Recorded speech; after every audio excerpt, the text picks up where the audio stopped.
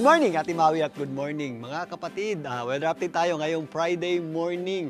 Wala na yung bagyo dito sa may West Philippine Sea. Tuluyan na po yung nalusaw. Meron din tayong low pressure area naman, pero malayo sa ating bansa at meron yung mga grupo ng kaulapan dito. Mababaw po yung low pressure area na yan.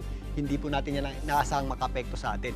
Ito pong habagat lamang ang nagdadala po ng mga posibleng pagulan at thunderstorms sa malaking bahagi nating bansa, particularly sa western section ito. Kaya sa may mga biyahe ngayong weekend, ayan, ugaliin po natin ang pagdadala ng payong dahil uso po yung ating mga pagulan at thunderstorms. Dahil po sa ating habagat or southwest monsoon, ngayong umaga pa lang, maulap na po ang panahon natin dito sa mga areas ng Zambales, Bataan, Bulacan, Pampanga, Tarlac, maging dito sa ilang areas ng Ilocos Region. Asahan din po natin ang mga kalat-kalat na pagulan at posibleng thunderstorms dito sa areas ng Calabarzon, kasama po dyan ang Cavite at Batangas, maging dito sa area ng Mimaropa, particularly sa Mindoro at Palawan. Dito po sa natitirang bahagi ng Luzon, again, uso po yung ating mga afternoon showers at thunderstorms. Mag-ingat at maghanda po tayo dyan. Dito naman sa Visayas, maulap din po ang panahon natin, pero mataas po ang ating chance ng pagulan pagsapit din ng dakong hapon at gabi. Yan po yung ating mga pulo-pulo o yung mga isolated na pagulan at mga posibleng thunderstorms.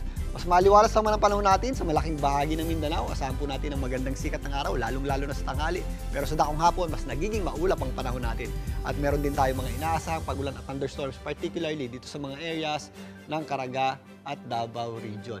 Again, dito po sa Metro Manila, sa mga papasok ng trabaho at opisina at maging sa papasok ng eskwela, ugaliin po ang pagdadala ng payong. Mas maulap po ang panahon natin ngayon dahil po sa epekto ng habagat at posible pa rin po yung ating mga pagulan at mga thunderstorms. Again, kapag meron tayong thunderstorms, biglang buhos po yan ng malakas na pagulan na may kasamang pagkulog at pag-idlan na posibleng magpabaha, especially sa mga low-lying areas. Bago na mga kapatid, ang ating araw po ay sumikat kaninang 5:30 ng umaga at muli po yung lulubog mamayang 6:29 ng gabi. At yan muna ang latest sa ating lagay ng panahon ngayong Friday morning.